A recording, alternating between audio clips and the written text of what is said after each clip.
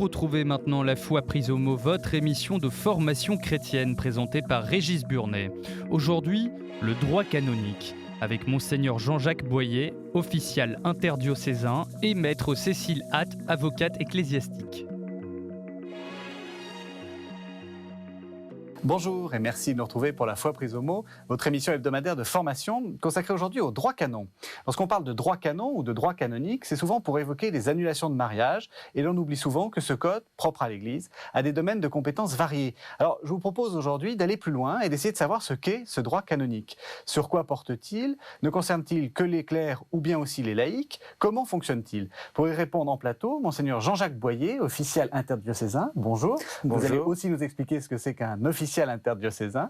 Et Madame Cécile Hatt, bonjour, vous êtes avocat ecclésiastique. Alors, j'ai commencé comme ça, Monseigneur Boyer, c'est quoi un official? Peut-être tout le monde ne le sait-il pas, mais il existe des tribunaux ecclésiastiques et un official, c'est tout simplement un président de tribunal ecclésiastique. Voilà. Et interdiocésain, cela veut dire qu'il s'agit de tribunaux qui sont communs à plusieurs diocèses. Pour la région parisienne, les tribunaux sont communs aux 8 diocèses de la région parisienne, donc d'Île-de-France. La première instance se trouve à Paris, et puis la deuxième instance se trouve à Versailles, à l'évêché de Versailles. Donc en fait, vous êtes dans le droit laïque, j'ose dire, votre l'équivalent, ça serait quoi d'official? Président de tribunal, président de cour, oui. Alors, donc, on va essayer de commencer par quelques définitions, puis après, on va essayer de voir un peu quelle est l'étendue de ce droit canon ou canonique. Alors, on dit canon ou on dit canonique? Quand on parle d'un article, on parle d'un canon. Canon, ça voulait dire en grec la règle, et c'est resté. Le terme est resté. Donc, d'où le terme de canon, oui, qui correspond à un article si on prenait un code civil, voilà. Oui. D'accord, c'est un article. C'est un article. C'est un article de loi, d'accord. De loi. Et donc on parle plutôt de droit canonique. Mais on parle de droit canonique. D'accord. Alors voilà, justement, j'ai commencé dans cette présentation en expliquant que c'était un droit un peu particulier. Il concerne qui? Première question. Il concerne les clercs ou il concerne aussi les laïcs? Les deux, mon capitaine, si j'ose dire. Il concerne tous les fidèles de l'Église catholique. Le code de droit canonique de l'Église latine, celui dont nous parlons, concerne tous les fidèles catholiques de l'Église latine. Il existe aussi un code de droit des fidèles des Églises orientales catholiques. Il existe en fait deux codes. Le code de l'Église latine, qui est paru en 1983, et le Code des canons des églises orientales catholiques, qui est paru en 1990. Alors, est-ce qu'il peut vous arriver d'avoir à juger des gens qui ne sont pas chrétiens? Donc, est-ce que ça peut concerner à la marge des non-chrétiens? Du point de vue strictement des tribunaux ecclésiastiques, un non-chrétien, à condition qu'il y ait un rapport avec l'Église ou un rapport avec un chrétien qui justifie le recours à la justice d'Église. Autrement, non, bien sûr. Alors, expliquez-nous un peu comment ça fonctionne. Vous avez dit il y a une première instance, une deuxième instance. C'est organisé comment? Enfin, concrètement, comment on fait? Quel est le cheminement de la procédure, quoi? Eh bien, donc il y a des officialités dans tous les interdiocésaines dans toute la France. Eh bien, on va s'adresser à l'officialité de son diocèse, ou duquel dépend son diocèse. Alors, si on introduit une demande, on va commencer par la première instance, et puis la deuxième instance aura un rôle d'appel. Et puis alors après, il y a les tribunaux du Saint-Siège. Oui. Donc, alors il y a la Rote, oui, le tribunal de la Rote. Le tribunal de la Rote peut jouer soit un rôle de deuxième instance, oui, pour des causes qui seraient présentées en deuxième instance à la Rote, ou une troisième instance de tous les tribunaux ordinaires, donc qui connaîtra des troisième instances et au-delà, parce que ça peut aller plus loin. Et par contre, la Rote aussi aura une vocation dans des causes particulières, par décision vous me reprenez, du pontife romain, de connaître des causes, par exemple, si ça concerne un chef d'État, par exemple, ça pourrait être parfois pour une bonne justice, que la cause soit présentée directement à la ROT plutôt que dans un tribunal ordinaire de première instance. La ROT, c'est quoi? C'est le tribunal suprême? Concrètement, c'est quoi? La ROT, c'est un tribunal d'appel qui intervient essentiellement. Oui, qui est à Rome, un tribunal apostolique, comme on dit, qui est à Rome, et qui intervient essentiellement en troisième instance, car c'est une spécialité ecclésiastique. Nous avons 3 instances ordinaires. Une première et une deuxième instance locale, pourrait-on dire, et puis, en cas de désaccord entre les décisions prises dans chacune de ces 2 instances, un appel ultime est possible au tribunal apostolique de la ROT romaine. Voilà. Donc, une spécialité ecclésiastique d'avoir 3 instances ordinaires. Alors, il y a un autre tribunal dont j'ai entendu parler, c'est la signature apostolique. Qu'est-ce que c'est? La signature apostolique, c'est le tribunal suprême. Là, c'est vraiment le tribunal suprême, c'est-à-dire il a des fonctions multiples et variées. Il règle toutes les questions difficiles de procédure, et puis il veille aussi à l'organisation de la justice dans l'Église, à la constitution de tribunaux interdiocésains, et à régler tous les problèmes qui se posent au niveau de l'organisation de la justice. C'est à la fois un tribunal et un ministère de la justice. C'est aussi l'administration, c'est-à-dire par exemple pour la création d'un nouveau tribunal, ce sera la signature apostolique qui donnera son approbation. Et par contre, ça joue aussi un peu le rôle de la Cour de cassation des sentences de la ROT. Par exemple, pour une plainte en nullité de sentence, il faudra s'adresser à la signature apostolique. D'accord, oui, donc c'est un ministère, conseil constitutionnel et tribunal de cassation. Une section judiciaire, une section plus administrative qui veille au bon fonctionnement de la justice. D'accord. Plutôt Cour de cassation que Conseil constitutionnel. Voilà, c'est autre chose. Oui, parce que justement, plutôt Cour de cassation, oui, elle fonctionne un petit peu comme ça. Mais le parallèle strict entre les juridictions étatiques et ecclésiastiques est difficile à faire. Oui, d'accord. Et alors, qui juge? Est-ce que je peux, quelqu'un peut en appeler directement au pape? En théorie, oui. Je veux dire, et alors du coup, ça nous fait une 4e instance? En pratique, non. C'est-à-dire qu'en théorie, oui, d'antique tradition, mais en pratique, non. Il faut avoir des raisons extrêmement fortes pour qu'une telle demande soit prise en compte. En particulier, il faut qu'il y ait une suspicion justifiée portant sur les tribunaux locaux, ou bien l'absence de juridiction locale, parce que tous les diocèses du monde n'ont pas des tribunaux ecclésiastiques. C'est quand même très, très, très lourd à faire fonctionner. C'est compliqué, voilà, c'est lourd, ça demande beaucoup de temps, ça demande de former des personnels qui soient aptes et des laïcs, combien de plus en plus maintenant. Voilà, c'est quelque chose d'assez compliqué quand même. Ouais. Alors, expliquez-nous un peu d'où vient ce droit, et peut-être on pourrait se poser d'abord la question de qui fait les lois. Justement, on a commencé à parler de Conseil constitutionnel, vous m'avez repris. Qui est la Chambre des députés, d'une certaine façon? Qui fait les lois? Il n'y a pas de chambre des députés dans l'Église. Il y a des législateurs, à commencer par le législateur suprême, qui est le pontife romain, comme on dit en droit canonique, le pape. Et puis, il y a les évêques, localement, pour chacun de leurs diocèses. Il y a les conciles, surtout œcuméniques. Les conciles régionaux peuvent aussi légiférer, dans une moindre mesure, bien sûr. Et puis, il y a aussi, d'une façon réelle, mais très limitée, les conférences épiscopales.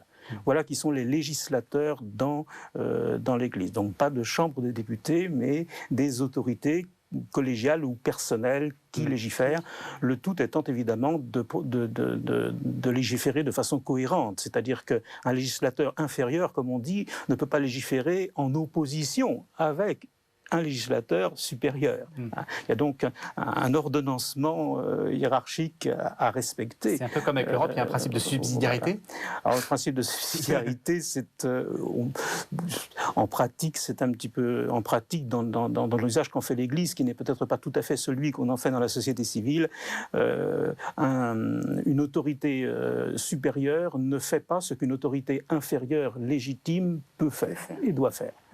C'est ça le principe de subsidiarité. On se met pas, le supérieur ne fait pas le travail entre guillemets, pour parler quand j'utilise les mots supérieur, inférieur, mettez les guillemets qu'il faut. Un supérieur ne fait pas le travail de l'inférieur, il n'intervient que lorsqu'il y a un dysfonctionnement réel. D'accord. Alors concrètement, par exemple, un évêque, il légifère sur quoi par rapport à la législation globale de l'Église ?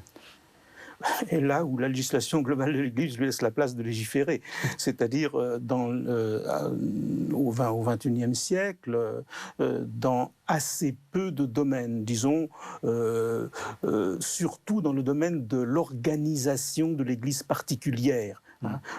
Comment vont s'organiser les paroisses, les ministères localement, le catéchuménat, la préparation au mariage, toutes ces choses-là, ce sont des domaines où le législateur particulier qu'est l'évêque peut porter de véritables lois, des décisions qu'on appelle des lois, même si on n'utilise pas très souvent le mot loi dans nos pratiques françaises en tout cas. Vous écoutez La Foi prise au mot sur KTO Radio. Aujourd'hui, le droit canonique avec Monseigneur Jean-Jacques Boyer, official interdiocésain, et Maître Cécile Hatt, avocate ecclésiastique.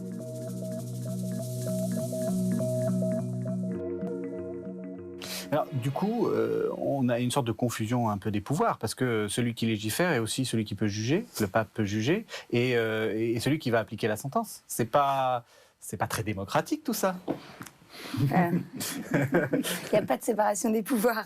Oui. Non, il n'y a pas de séparation des pouvoirs au sein de l'Église. Et c'est compliqué pour un juriste ? Non. Parce que s'il n'y a pas de séparation des pouvoirs, Cécile a tout à fait raison de le rappeler, le pouvoir à la fois législatif, exécutif et judiciaire est concentré dans la personne du pape et des évêques. Donc il n'y a pas de séparation des pouvoirs, il y a cependant une distinction des pouvoirs. Les pouvoirs ne sont pas séparés mais distingués, et suffisamment distingués pour que l'on puisse presque parler, je dis bien presque parler de séparation, en tout cas en ce qui concerne le judiciaire. Par exemple, oui, vous êtes vicaire judiciaire, vous êtes désigné par les évêques. Par les évêques, voilà, donc je juge... Qui délègue son pouvoir ordinaire de judiciaire à... Et depuis 20 ans que je travaille dans les officialités, jamais un évêque n'est intervenu dans une cause... Mais supposez, ce qu'à Dieu ne plaise, vous ayez à juger un évêque. Ah, c'est pas de la compétence. Ah non, ça, c'est la signature. On peut pas. Ah non, on ne peut pas. Les évêques sont au contentieux pour des questions contentieuses, c'est-à-dire des questions qui les opposeraient soit à d'autres évêques, soit à des personnes juridiques dans l'Église. C'est la rote romaine. Et au pénal, le pontife romain lui-même. Donc si il y a effectivement une sorte de séparation. Enfin, je veux dire, c'est ce qui est tout à fait normal vu l'ordre hiérarchique des choses. Il est difficile que nous, qui sommes en quelque sorte délégués et nommés par les évêques, puissions juger ceux qui nous nomment ou nous délèguent. C'est pas ça fonctionne pas comme cela. Et puis alors là, pour le coup, ça serait totalement opposé au principe de concentration des pouvoirs dans la personne de l'épiscope et du pontife romain. Alors, ce droit, il vient d'où ? Parce qu'on dit très souvent que le droit ecclésiastique est héritier du droit romain et finalement plus ancien, plus antique que le droit que nous connaissons, enfin le droit civil. Alors, expliquez-nous un peu d'où ça vient. Le père, Monseigneur Boyer me complétera, mais non, mais dans les Écritures, enfin, dans les 3 premiers siècles. Dans les Actes des Apôtres, dans les lettres de Saint Paul, on va trouver des traces déjà de droit canonique. Donc, vraiment des dispositions purement canoniques, purement juridiques. Et puis après, à mesure que les communautés chrétiennes ont grandi, que l'Église s'est structurée, qu'elle s'est aussi officialisée, eh bien, le droit a grandi. Le droit s'est développé, s'est affirmé, s'est enrichi. Il y a eu tous les conciles œcuméniques qui sont vraiment la mémoire vivante de l'Église. Et puis après, il y a vraiment l'autonomie de la matière à travers le décret de Gratien au XIIe siècle. Il y a les décrétales de Grégoire IX, enfin, pour aboutir ensuite au Code de 1917, qui est vraiment le premier outil thématique, ordonnée de tous les outils, de tous les outils juridiques utilisés dans l'Église et existants dans l'Église. Voilà, donc et quand on dit qu'il est inspiré du droit romain, oui, à partir du moment où le christianisme avait été déclaré religion d'État, évidemment, le droit romain faisait du droit canonique, donc a forcément marqué le droit canonique. Et vous disiez, justement, dans les évangiles, ou dans les lettres de Paul, on a des premières dispositions canoniques. Elles perdurent ? C'est-à-dire que, est-ce qu'on peut faire, est-ce qu'il y a des traces dans l'esprit, évidemment. Oui, bien sûr, oui. On peut trouver pas mal d'exemples. Par exemple, j'avais noté les références parce que je n'ai pas la mémoire suffisante des chiffres. On peut penser à l'organisation du groupe des veuves pour l'église d'Éphèse. C'est dans la première à Timothée au chapitre 5. C'est une véritable loi épiscopale de l'apôtre Paul. Il y avait des problèmes qui se posaient dans l'église d'Éphèse pour l'organisation du groupe des veuves. Il y a des veuves qui n'auraient pas dû faire partie de ce groupe, d'autres qui auraient dû en faire partie mais qui avaient été écartées. Alors, Paul légifère. Organise le groupe des veuves, et on a véritablement on peut dire la loi, oui, appelons ça comme ça, d'organisation de ce groupe dans la première à Timothée. Ça, c'est une production juridique. Bon, pour parler en termes plus modernes, évidemment, ce sont des termes qu'on ne trouve pas tels quels dans l'Écriture. On peut penser aussi, comme exemple d'activité législative, au fameux concile de Jérusalem. Alors, concile entre guillemets, c'est un concile avant la lettre, bien sûr. Des questions se posaient d'ailleurs assez graves théologiquement. Fallait-il obliger les chrétiens venus du paganisme à obéir à la loi de Moïse, à se greffer sur la coutume juive? La question était théologiquement extrêmement grave. Et en christianisme, c'est la foi qui sauve, ce n'est pas l'obéissance à la loi de Moïse. Donc il fallait trancher.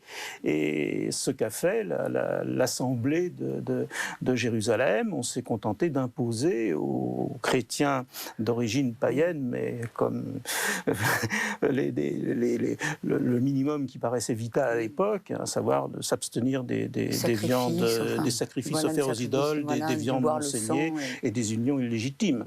Bon. Mais ça a duré un certain temps. L'interdiction des unions illégitimes, évidemment, perdure. C'est une norme d'ordre moral.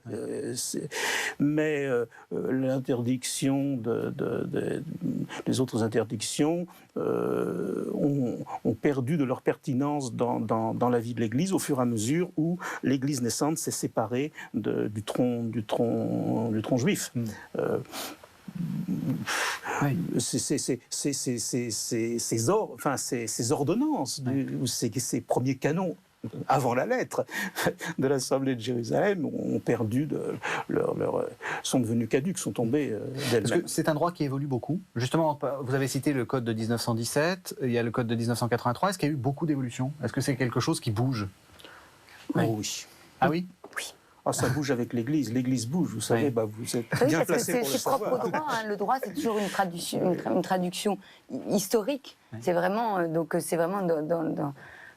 c'est dans la vie, dans la vie d'une société, dans la vie, et c'est quand même c'est vrai que si c'est pas uniquement un droit pour le bien commun, c'est un droit qui s'attache à la partie extérieure de l'Église, à la partie incarnée, la partie structurée. Donc forcément, il doit nécessairement se réformer tout en gardant les 10, 15, 20, 21 siècles d'existence. Donc en gardant vraiment la tradition et tous les acquis. Mais forcément, il est lié à l'histoire. Et il y a eu des ruptures dans ce droit. Enfin, je veux dire, on dit souvent, moi je ne suis pas du tout juriste, mais on dit souvent que le Code Napoléon a constitué une certaine forme de rupture par rapport à une tradition juridique plus ancienne. Est-ce qu'il y a des ruptures comme ça ou non, on est quand même un peu plus conservateur, enfin, on est plus... On a un sens de la continuité quand même très grand. Oui. La tradition canonique, comme la tradition théologique, comme la tradition liturgique, sont véritablement de règles, il n'y a pas de cassure. Non, c'est pas... Ça s'enrichit, ça évolue. Ah, mais bien sûr, il y a une évolution réelle. D'ailleurs, vous connaissez l'adage Ecclesia semper reformanda, l'Église est toujours à réformer. Eh bien, le droit canonique est un instrument de cette réforme et il est toujours en mouvement. Alors, j'ai une question un peu provocatrice, enfin, pas tant que ça, mais finalement, vous servez à quoi? Parce que moi, j'ai envie de dire, je fais une bêtise, enfin, je commets un crime au regard de la loi de mon pays, je suis jugé par la loi de mon pays. Après, je vais voir mon prêtre, qui m'absout ou m'absout pas, j'ai pas besoin de passer par un tribunal ecclésiastique. Tout à fait exact. Au plan pénal, les tribunaux ecclésiastiques n'interviennent que lorsqu'il y a des délits spécifiquement ecclésiastiques. Il est évident que des questions de schisme, d'apostasie ne regardent évidemment pas les juridictions civiles. Donc là, l'Église, les juridictions ecclésiastiques, judiciaires ou administratives, parce que c'est assez compliqué, n'interviennent qu'en cas de problèmes liés spécifiquement à la vie de l'Église. Donc, effectivement, vous avez raison. Oui. mais alors, supposons maintenant que je fasse quelque chose de pas bien, je sais pas, je profane une hostie ou quelque chose comme ça. J'ai envie de dire, je vais m'en accuser auprès de mon prêtre qui me donne l'absolution, et puis voilà. Ben, pas tout à fait, parce que la profanation des saintes espèces est un délit. C'est au plan ecclésiastique, bien sûr, c'est un péché, mais un péché grave, mais c'est en même temps un délit. C'est-à-dire que celui qui commet un tel délit est passible de l'excommunication. Il fait là un acte extrêmement grave qui le met vraiment à l'écart de la communion ecclésiale. Donc il encourt effectivement l'excommunication. Et là, un procès pourrait être mené en vue d'infliger ou de déclarer cette excommunication. Vous voyez, mais là, on a affaire effectivement à un délit de type qui concerne l'Église. Oui. Bien évidemment, la profanation des saintes espèces, ça ne regarde pas une juridiction étatique. Mais alors pourquoi est-ce que la confession ne suffirait pas ? Certains pensaient que l'Église... c'est une question qui a été soulevée à plusieurs reprises, et en particulier lors de la réforme du nouveau Code, le passage du Code de 1917 au Code de 1983.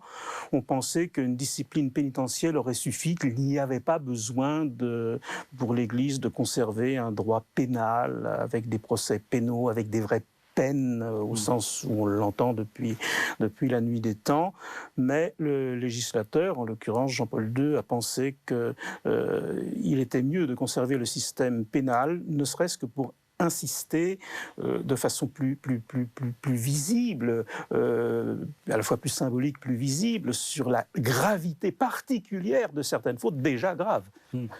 D'accord, donc c'est une couche supplémentaire d'une certaine façon. D'une certaine manière. Oui, d'accord. Alors, vous avez parlé de peines, c'est des peines morales. Est-ce que l'Église a la capacité de jeter en prison, de demander de percevoir des amendes, et d'ailleurs, qui sont les gendarmes ?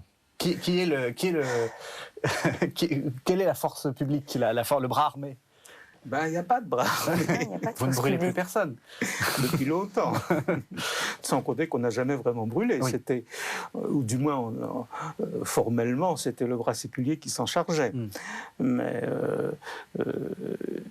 le droit, vous mettez le doigt là sur quelque chose d'important concernant le droit canonique. Le droit canonique ne fonctionne pas avec la force publique. Le droit canonique fonctionne avec la foi, avec la volonté, avec la bonne volonté, la volonté bonne, la bonne volonté, avec la foi, avec le désir de communion et avec le consensus.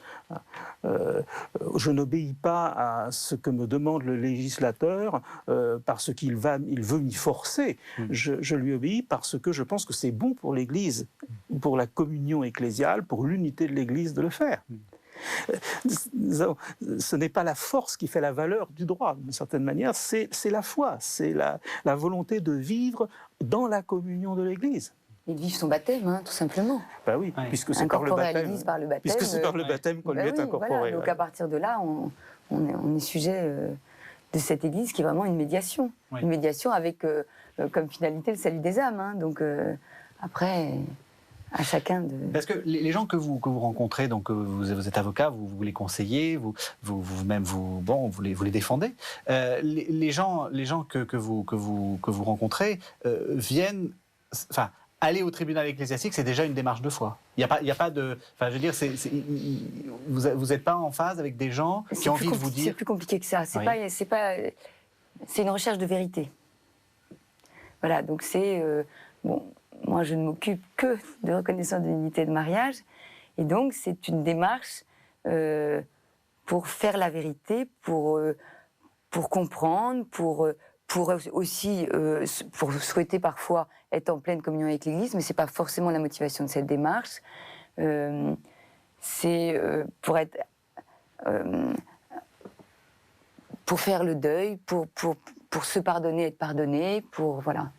Donc voilà plein de motivations, une démarche de conversion aussi qui motivera la personne à aller vers. D'une certaine façon, vous avez un rôle quasi spirituel, quasiment pas. Enfin, il n'y a pas que du juridique. Il y a aussi... Pas du tout, non. Bah non, parce que non, ça n'est pas que du juridique, loin s'en faut. Mais non, puisque c'est quelque part le droit canonique est un instrument qui est un instrument de discernement, qui est un instrument qui accompagne la foi, la grâce, les sacrements, les charismes de chacun. Oui. Mais ça accompagne, donc ça porte, ça fait grandir, ça féconde, ça, voilà. Oui. C'est un instrument du pastoral. C'est vraiment profondément pastoral. Le droit canonique a une finalité pastorale. Il est au service de l'Église pour qu'elle vive les grâces de son baptême et qu'elle aide chaque fidèle à en vivre. Et donc, aller au tribunal ecclésiastique, c'est une démarche personnelle. Enfin, je veux dire, on n'est pas conduit comme on est mis devant la justice par la force publique avec le gendarme. Sauf en cas de procédure pénale, évidemment, parce que c'est rarement le coupable lui-même qui bon, mais sauf il y a très peu quand même de procès pénaux, ne serait-ce que parce que les délits de type spécifiquement ecclésiastique sont quand même assez peu nombreux. Oui. Ça vous est arrivé d'en juger? Ça m'est arrivé à 2 reprises, oui, de participer à des procès de ce genre. Mais c'est assez lourd à porter. Alors, ce que j'aimerais qu'on fasse maintenant, c'est qu'on regarde, alors, en essayant de ne pas être trop technique et pas trop, et pas trop juridique, s'il vous plaît, le code de 1983, juste pour qu'on se rende bien compte de la diversité de ce droit et que, en fait, ça touche énormément de domaines de la vie de l'Église. Alors, bon, je vais prendre le plan. Il y a une première partie, alors un peu complexe, qui s'appelle norme générale. Je pense qu'on peut c'est des principes de droit. Oui, c'est les outils, tous les concepts du droit canonique et en sorte la boîte à outils, comment ça marche, quoi. Alors, ensuite, il y a un deuxième chapitre ou titre, je ne sais pas comment on dit, qui s'appelle Le peuple de Dieu. Livre, on parle en livre. En livre. Livre 1, livre 2, etc. Alors, donc livre 2, le peuple de Dieu. Alors, qu'est-ce qu'il y a là-dessus sous ce chapitre, quels sont de quoi ça parle et quelles sont les dispositions? Moi, je vous laisse faire. En gros, c'est la constitution hiérarchique de l'Église. Oui. Donc, le peuple de Dieu, donc, comment il est constitué, les fidèles pris en leur individualité, les fidèles du Christ, les catégories de fidèles, l'organisation des églises particulières, et évidemment la hiérarchie de l'Église, le pape, les évêques, les conférences d'évêques. Donc c'est une norme générale, c'est pas du code de loi, non? Si, ouais. C'est le droit du peuple de Dieu, tout ce qui structure le peuple de Dieu en tant que société organisée sur la terre, structurée, société spirituelle, bien sûr, à finalité éminemment spirituelle, il s'agit du salut du monde, mais elle est organisée comme toute société, et le De Populo Dei, le livre 2 du Code, donne toutes les règles de cette organisation qui s'est peaufinée, peut-on dire, améliorée, équilibrée de siècle en siècle. Et c'est vrai que, je veux dire, le catholique de base ne le connaît pas, ne sait pas ça, ou il en voit que le côté extérieur. Écoutez, vous connaissez le Code civil par cœur, vous ? Non. Non, moi non plus. Ça, nul n'est censé ignorer la loi. Oui, mais voilà, mais c'est souvent plus théorique que pratique. Bon, c'est vrai, on n'a pas besoin dans la vie de tous les jours, dans la vie de la société, de se balader avec le code civil sous le bras, et nous, dans l'Église, de se balader avec le code de droit canonique sous le bras. Mais ça n'empêche que la société civile, elle est organisée ô combien, de même la société ecclésiale. Et il y a des règles qui président à cette organisation pour que la liberté de chacun soit au service de la liberté de tous, hein, que tout se passe dans l'harmonie, hein, et que nos libertés ne se détruisent pas mutuellement. Alors, il y a un livre 3 qui est sur la fonction d'enseignement de l'Église. Qu'est-ce qu'il contient? Ah non, vous allez en parler un peu. Oui, alors c'est un livre qui est très compliqué, très délicat à mettre en œuvre. Enfin, ça touche tout ce qui concerne les écoles catholiques, les rapports entre l'école catholique et l'institution Église, leur place, si vous voulez. École catholique, université, bien sûr, faculté ecclésiastique, la fonction d'enseignement, qui est titulaire de cette fonction d'enseignement, qui peut faire quoi dans ce domaine. On s'intéresse bien sûr dans ce livre au catéchuménat, aux catéchistes, tout ce qui tourne autour de l'enseignement, les règles fondamentales qui président à la mise en œuvre de la fonction d'enseignement de l'Église, qui est une fonction très très importante, le munus docendi, comme on dit en latin. Alors justement, là, on arrive sur des domaines où il y a aussi le droit civil qui joue, parce que lorsque vous créez une école catholique, vous n'êtes pas, vos professeurs sont aussi soumis à des obligations particulières. Alors, comment les deux droits se mettent en place? Alors on dit que vous me reprendrez, Père, mais le code de droit canonique canonise parfois la loi civile. C'est-à-dire que je crois que c'est dans les normes générales, au canon 22, où en fait le droit canon se reconnaît la possibilité d'intégrer des principes de droit civil qu'il canonise, oui, pour le bon, parce qu'il s'intègre aussi dans le fonctionnement de l'Église. Oui. Oui. Donc, par exemple, le fait que les exemple type, un professeur qui est de droit, qui est dans une école privée sous contrat, a les mêmes, le droit canonique admet toutes les dispositions de l'État sur tous les droits et devoirs de ce fonctionnaire. Il y a un modus vivendi, des règles qui régissent le fonctionnement de l'enseignement catholique, des règles étatiques, et comme des règles canoniques, et des accords ont été passés entre l'Église et l'État sur ce plan, donc on les applique. Hein. Mais il est évident qu'un enseignant qui travaille dans l'enseignement catholique doit respecter le caractère propre de l'enseignement catholique. Ne pas respecter ce caractère propre serait une faute professionnelle. Donc les règles générales s'appliquent, les règles de la société dans laquelle nous vivons s'appliquent, mais via les accords passés entre l'Église et l'État pour ce type d'institution. Alors, il y a un canon qui m'a beaucoup amusé, c'est le canon 823, sur la censure que doivent exercer les prêtres sur les lectures de leurs paroissiens. Est-ce qu'il est appliqué souvent ? Vous l'avez. Je voudrais bien. Je ne sais pas par cœur. La lettre du canon devrait. Ah non, je la connais pas. Non, je la connais pas. Je la connais pas parce par cœur. Que il s'agit oui, la censure. Alors, faut faire. C'est-à-dire qu'est-ce que. Attention, c'est-à-dire que dans le temps, oui, il y avait une censure qui était très très importante. Il y avait l'index pour ceux qui se rappellent donc des livres qui étaient mis, comme on dit, à l'index, qui étaient prohibés. Aujourd'hui, cette discipline a changé. L'Église se réserve quand même le droit. Hein. C'est ce qu'on appelait dans le temps censure. Maintenant, on répugne à utiliser ce mot pour des raisons que tout le monde comprend.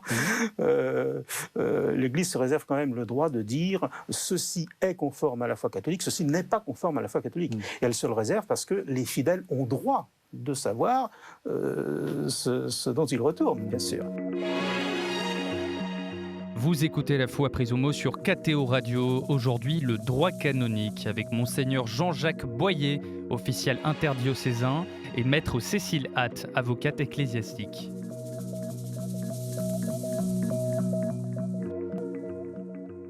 Alors, il y a aussi un chapitre 4 qui est la fonction de sanctification de l'Église, qui traite justement des baptêmes et du mariage. Et donc, je pense que c'est là-dessus que vous des devez... sacrements en général. Des sacrements en général.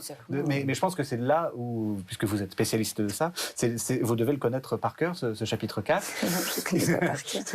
Il dit quoi? Qu'est-ce qu'il prévoit? Par exemple, pour que ce soit pour le baptême, pour le mariage, il y aura toute une série, il y a toute une série de canons qui s'attachent à donner des recommandations ou à donner des explications, à détailler quelle préparation devra être mise en place par chaque évêque dans son diocèse pour qu'il y ait une bonne réception du sacrement de mariage.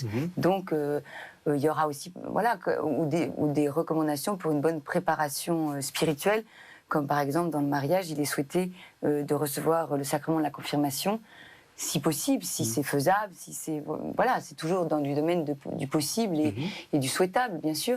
Ou dans le cas de situations particulières de personnes, d'être plus précautionneux, plus attentif avant d'organiser tout de suite la célébration du sacrement de mariage, parce que je sais pas, ça peut être une situation de personne sans domicile fixe, une personne qui a la responsabilité déjà d'enfant, enfin voilà.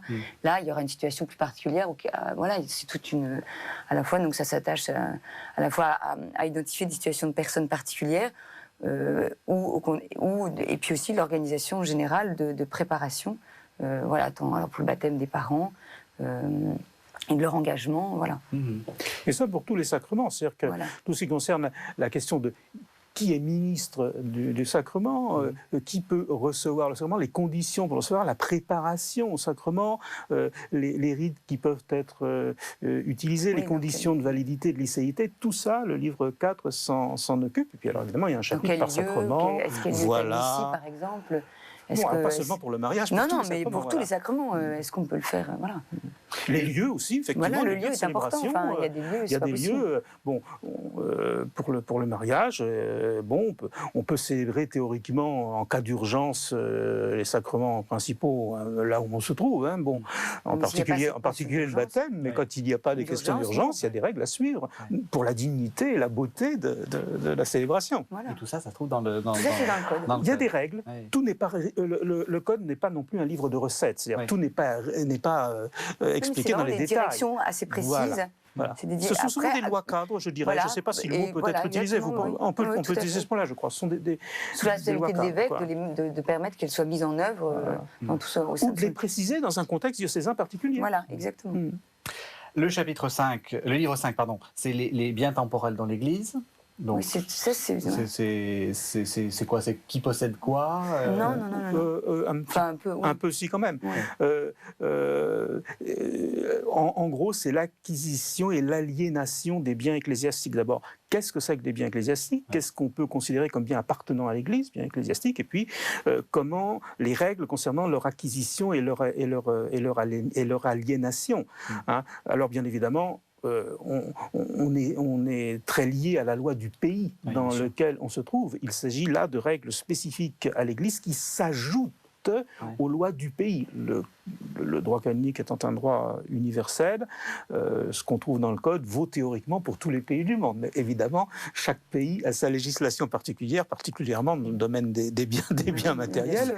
Mais les principes du livre 5 sont suffisamment généraux pour pouvoir s'adapter sans trop de tiraillements, avec quelques tiraillements quand même, dans chaque situation, chaque pays. Oui. Et alors, le livre 6, sur les sanctions dans l'Église, parce que j'aimerais qu'on en parle un peu, parce que ça fait partie des grands fantasmes, tout ça. Il y a les peines dites, les censures, et puis les peines expiatoires. Alors, on parle d'excommunication, on parle d'interdit, on parle de suspense. De quoi il s'agit ? Alors oui, c'est un domaine là extrêmement délicat, à la fois à cause de sa subtilité, mais le droit pénal étatique aussi est très subtil, et en même temps pour sa mise en œuvre, et presque encore plus pour sa mise en œuvre, vous le devinez. Donc les peines que tout le monde connaît, que le grand public, donc que tout le monde connaît, parce qu'on en parle de temps en temps, c'est l'excommunication, la peine des peines. Bon.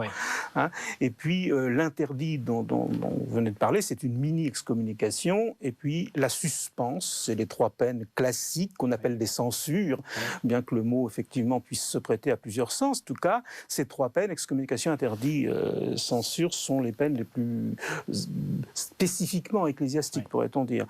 La suspense ne touchant que les clercs. Hein. On parle un clerc suspend, c'est un clerc à qui on aura interdit telle ou telle fonction de son ministère. On dira qu'il est suspens parce qu'on leur a interdit de célébrer tel ou tel sacrement ou d'exercer telle ou telle charge. Il est suspens. D'accord. Et l'excommunication, il s'agit de quoi? Alors là, l'excommunication, c'est la peine, pourrait-on dire, la peine la plus grave, encore que je ne suis pas... Enfin, c'est une des peines les plus graves. Celui qui est excommunié est privé de tous les droits qu'il a comme chrétien catholique, qu'il a à l'intérieur de l'Église. Donc il ne peut plus ni célébrer ni recevoir les sacrements, il ne peut pas non plus exercer de charge ou d'office ecclésiastique ou en recevoir. Il est donc privé de tous les droits qu'il a à l'intérieur de l'Église. Ça, c'est l'excommunication. Il faut bien comprendre, il ne s'agit pas, on ne préjuge pas du salut. Ah je veux dire, c'est pas la relégation en enfer. Non, absolument pas. Il faut être précis parce que les gens fantasment beaucoup là-dessus. Ça, l'excommunication, c'est la privation de... mais dans l'Église incarnée, enfin, dans l'Église de notre monde. On ne se substitue pas à Dieu qui c'est la privation de droits dont jouissent les chrétiens hic et nunc, c'est-à-dire dans leur vie concrète aujourd'hui, dans ce monde. Dans ce monde-ci, ça ne préjuge pas de ce que Dieu fera ou même fait. De ce qu'il voit et de ce qu'il sait. De la personne qui pourtant aura été excommuniée. Mais bien sûr, ça c'est le seul juge. Hein. Ah oui. Là, mon Dieu, on est dans l'Église des hommes. Hein. Et notre époque fait davantage. Oui, voilà, mais on est vraiment c'est le temps incarné, quoi. Et notre époque fait davantage la distinction que certaines époques anciennes entre ce que l'on appelle en termes ecclésiastiques le fort interne et le fort externe. Donc, expliquez-nous ce que c'est que le fort interne et le fort externe. Alors, fort externe, tout ce qui concerne la vie sociale de l'Église, la vie de l'Église comme société, et le fort interne, c'est ce qui concerne le domaine de la conscience, de la relation de la personne avec Dieu. Voilà. Donc le droit canonique s'occupe essentiellement, règle les questions de fort externe. Bien sûr. Et donc il y a un dernier livre qui est un livre sur les procès. On va peut-être pas rentrer dans les détails parce que c'est justement, c'est votre travail, quoi. C'est de faire en sorte que les procès se tiennent bien et quelles sont les procédures, oui, sur la tenue des procès. Alors il nous reste une dizaine de minutes. J'aimerais que vous nous expliquiez. Maintenant, on a vu le cadre. Maintenant, qu'est-ce que vous jugez? Enfin, quelles sont les affaires que vous traitez majoritairement? Actuellement, le droit canonique en France, c'est quoi? Qu'est-ce que vous faites toute la journée? Le droit canonique, c'est tout ce dont nous venons de parler jusqu'ici. Voilà, mais du point de vue des tribunaux, c'est beaucoup plus limité. Alors, qu'est-ce qui se passe dans les tribunaux? Alors, du point de vue des tribunaux, la très grosse majorité des causes, pour ne pas dire la quasi-totalité des causes, sont des causes en déclaration de nullité de mariage. Et il arrive de très rares causes portant sur d'autres sujets. Pourquoi? Parce que dans le monde dans lequel nous vivons, ces affaires-là se traitent devant les tribunaux civils, tout simplement.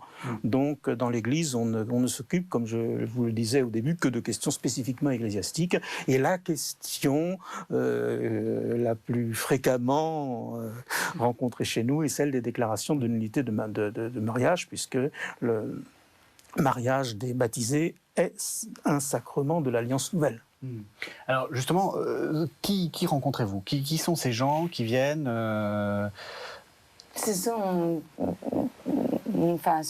des personnes toutes très différentes, voilà, de toutes conditions, toutes en général, toutes des baptisées, voilà, de tout niveau social, de toutes conditions, voilà, vraiment. Et alors, pour elles, c'est vraiment, je trouve ça très intéressant. Ça fait partie, ce que vous disiez, ça fait partie d'une démarche de foi. On imagine tribunal ecclésiastique, on imagine le côté très tribunal, c'est-à-dire le côté la peine, le droit, donc, etc. Non, pas du tout, parce que c'est l'Église. Alors, l'Église, elle est charité, elle est accueil. Donc, allez voir, si vous voulez, c'est vrai que se marier, c'est un choix d'état de vie, c'est un choix grave, c'est un choix important, c'est essentiel. Alors, vous avez d'un côté le mariage, la partie mariage civil, où maintenant, c'est un contrat qui, à tout moment, peut être dissous par un des deux partenaires à partir du moment où il décide d'y mettre fin, d'une façon parfaitement unilatérale. Alors, Voilà, donc on se retrouve, voilà, il n'y a plus de mariage. Voilà. De l'autre côté, il y a eu ce sacrement reçu, il y a eu cette volonté du mariage qu'on a voulu vraiment indissoluble, de toujours. Voilà. Et donc, aller vers un tribunal ecclésiastique, c'est retrouver, enfin, parler du mariage et de son mariage dans toute son amplitude, dans toute sa grandeur, de façon complète, quoi. Et donc, et puis prendre le temps parce que la procédure est longue, dans un cadre et ça c'est le côté très, très fécond, très, très porteur, dans un cadre très objectif. Donc on a tout un cadre procédural qui est suffisamment, qui est à la fois simple, mais qui garantit une certaine objectivité, parce qu'il y a plusieurs intervenants, et qui donc est extrêmement fructueux pour aller vers cette vérité. Qu'est-ce qui s'est passé puisque la question centrale c'est la validité du consentement. On a dit un oui, on a posé ce oui. Maintenant, qu'est-ce qui s'est passé derrière ce oui, quoi? Quel était l'acte humain qu'il y avait derrière? Donc voilà, on va reprendre tout ça pour comprendre, parce que c'est vraiment un engagement grave. C'est un engagement, c'est un engagement essentiel. Donc voilà, parfois, donc revenir sur tout ça, c'est quelque part faire la vérité sur ce consentement, et surtout sur la personne, l'accueillir dans sa souffrance, dans son incompréhension, et pour pouvoir ensuite, parce que la vérité, c'est la vie, quoi. Ça permet de grandir. Donc à partir de là, quoi qu'il arrive, quelle que soit de toute façon la décision finale, ça permet de retrouver, de retrouver son unité, de pouvoir être à nouveau fécond, de découvrir des charismes, et d'être réunis, quoi, d'être réunifiés en fait. Vous insistez, c'est drôle, vous insistez sur la charité de l'Église. Pour vous, vraiment, c'est le... Ah oui, parce que vous vous rendez compte, c'est rare les endroits où vous êtes reçus, pour être entendu dans tout ce que vous êtes, dans tout ce que vous avez à dire, vous pouvez parler gratuitement, rien ne sera retenu contre vous, rien, c'est vraiment pour vous accueillir, vous, dans toute votre humanité, dans tout ce que vous avez à dire de ce que vous avez vécu. Et ça, il n'y a pas d'endroit gratuit comme ça, il n'y en a pas beaucoup, hein.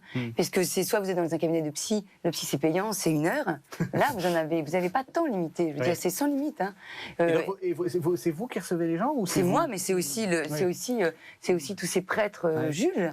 Mais le rôle quand même très, très, très important est celui de l'avocat ecclésiastique, parce qu'il a un contact avec les personnes, il reçoit l'histoire de leur vie, et c'est en même temps, quelquefois c'est de l'ordre de la confidence, on peut dire que... Vraiment, oui, bien sûr, c'est vrai qu'on peut tout dire, parce qu'après on va m'oublier, enfin, je veux dire, c'est un passage, hein, après c'est fini. Moi je n'apparaîtrai jamais dans la vie de la personne, donc voilà, c'est un moment où on peut faire un point, dire voilà, on fait un point, quoi, on se retourne, qu'est-ce qui s'est passé, une relecture de sa vie, et c'est vrai que rares sont les endroits, parce que soit il y a des liens affectifs et c'est compliqué, soit il y a des enjeux qui parasitent le dire, ce qu'on peut dire. Ouais. Là, on peut dire. On peut dire, et c'est dans une vraie confidence. Enfin, il y a une vraie confidentialité, que ce soit à travers les prêtres que la personne s'y rencontrera. C'est complètement confidentiel. Il n'y aura pas de traduction civile. Ça ne sera pas utilisé dans les procédures civiles. Enfin voilà. Donc à partir de là, c'est très précieux, hein, ce moment. Et alors, vous avez fait le choix d'être avocat ecclésiastique. Vous avez fait des études... Non, moi, je suis avocat civil au départ. Bon. Donc, j'étais un avocat au barreau de Paris. La différence est grande? Ça n'a rien à voir. C'est vraiment... Non, ça n'a rien à voir. C'est vraiment un autre monde. Non, c'est un autre monde. Et pourquoi? D'abord, le droit canonique c'est un droit complètement différent. Donc, même si vous avez le raisonnement juridique qui, quand même, forcément, c'est m'est familier par mes études de droit précédentes, hein, évidemment. Donc ça, oui, il y a le droit qui reste quand même s'il est très différent. La matière est très différente, le contexte est très différent. Et puis, donc, quand vous êtes un avocat civil, vous voulez gagner, mais vous gagnez parce que vous voulez défendre les intérêts d'une société. Donc, quelque part, c'est les prétentions des parties qui vont appliquer une règle, vous allez essayer de les faire prévaloir. Là, vous êtes dans une démarche de vérité, et donc, c'est pas les prétentions des parties, que l'un soit d'accord ou pas d'accord. De toute façon, à partir du moment où la procédure est lancée, on se pose la question de la validité de ce sacrement, et donc, c'est objectif. Donc, on n'est pas là, et on est tous avec nos rôles différents, que ce soit le rôle des juges, que ce soit le rôle du défenseur du lien qui va défendre le bien public du mariage, et le rôle de l'avocat qui va essayer de traduire de la façon la plus vraie et accompagner pour que vraiment il soit entendu dans tout ce qu'il est. Mais in fine, on converge tous vers est-ce que oui ou non il y avait un véritable consentement. Voilà. Donc c'est très différent. Et alors, manifestement, vous avez choisi d'être prêtre, mais donc vous l'êtes aussi encore. Mais pourquoi vous... Qu'est-ce qui vous a poussé à être... Moi, rien, c'est mon évêque. Quand le code de 1980 est paru en 1983, ça faisait presque 20 ans qu'on ne formait pratiquement plus de canonistes en France, et donc évidemment, il y avait un manque important dans ce domaine. Donc j'ai fait partie des charrettes de prêtres qu'on a envoyés faire des études de droit canonique. Ouais. Moi, j'ai fait les miennes à la Grégorienne, à Rome, mais d'autres dans d'autres universités. Puis voilà, ouais. C'est un peu l'histoire. Et pour vous, ça fait, justement, parce que ça permet bien de comprendre, ça fait partie de votre ministère de prêtre? Ah ben oui, totalement. Au début, je me demandais, mais qu'est-ce qu'on me demande? Et puis, j'en ai découvert petit à petit l'aspect pastoral dont nous avons parlé tout à l'heure, le service particulier des gens qu'on rend dans le domaine, pas seulement matrimonial d'ailleurs, parce que, comme vous l'avez dit tout à l'heure, le droit canonique, ça embrasse toute la vie de l'Église. Il faut bien voir que le droit canonique est au carrefour entre l'histoire, la théologie et la pastorale. C'est un lieu de passage, on peut dire, obligé. Évidemment, la théologie ne s'y réduit pas, ni la pastorale, simplement il est au croisement. Hein. Et donc moi, comme prêtre, je vis mon travail de canoniste véritablement comme un aspect du ministère pastoral, pour le service de l'Église et des fidèles, bien évidemment. On ne peut pas le vivre d'ailleurs autrement. La technique n'a aucun sens. Le droit de l'Église est au service de l'Église comme instrument du salut, comme sacrement du salut. Pour ça que parfois on parle de droit sacré pour le droit canonique. Voilà. Oui. Tout à fait, et bien des canons sacrés. On ne peut pas dire sacré canon, ça fait... Parce que l'Église a toujours conscience que les règles qu'elle se donne, elle se les donne en vue du salut des âmes, pour le bien ultime des fidèles. On ne fait pas du règlement pour le règlement. Il n'y a rien de plus contraire au droit canonique que le réglementarisme ou le caporalisme de celui qui détient un petit morceau d'autorité. C'est fou. Non. Donc vous avez conclu sur le service. Oh, le service et la charité, ça va beaucoup plus ce qu'a dit Cécile. C'est très vrai. C'est un lieu où on ne l'imagine pas comme ça, mais le droit canonique, effectivement, un droit au service de la charité, de la bienveillance. On cherche à résoudre les problèmes. Mais résoudre les problèmes, c'est quoi? C'est faire un acte de charité. C'est permettre que ceux qui mettaient les gens en opposition, si on peut, on résout les problèmes qui se posent avec les moyens du droit, mais il n'y a pas que le droit pour ça. Merci à tous les deux, parce que voilà, on est à la fin de l'émission. Merci de nous avoir fait comprendre ce que c'était que le droit canonique. Quant à nous, on se retrouve la semaine prochaine pour un nouveau numéro de La Foi prise au mot.